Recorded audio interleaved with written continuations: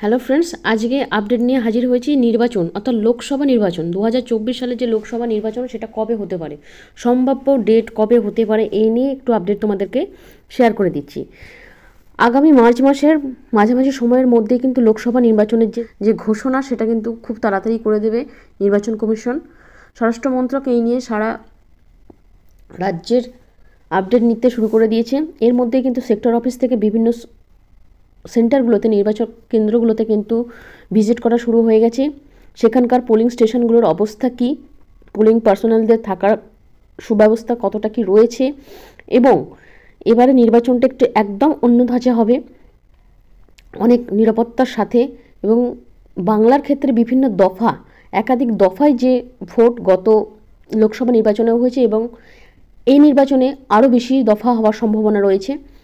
আর এটা বলে রাখি যে আরও বিস্তারিতভাবে কিন্তু আপডেট নেওয়া হচ্ছে সেক্টর অফিস থেকে। বিভিন্ন নির্বাচনের যে সেন্টারগুলো রয়েছে, পোলিং স্টেশনগুলোতে কিন্তু বিভিন্ন ধরনের আপডেট নেওয়া হচ্ছে যে 100 থেকে 150 মিটারের মধ্যে কোনো পলিটিক্যাল মেম্বার আছেন কিনা, তার নাম্বার, ফোন নাম্বার, তার নাম, সমস্ত আপডেট এবং আরও বিস্তারিত খুঁটিনাটি সম্বন্ধে কিন্তু তারা ইনফরমেশান নিচ্ছে।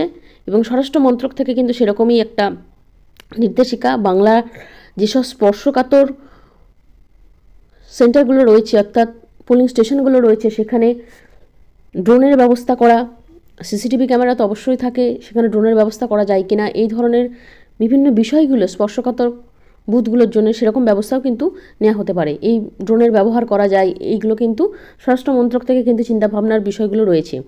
তো মার্চ মাসের মাঝামাঝিতেই সম্ভাব্য দফাগুলো চলে আসবে, কখন নির্বাচনটা হবে, কোন ডেটগুলোতে, সেগুলো কিন্তু জানিয়ে দেওয়া হবে।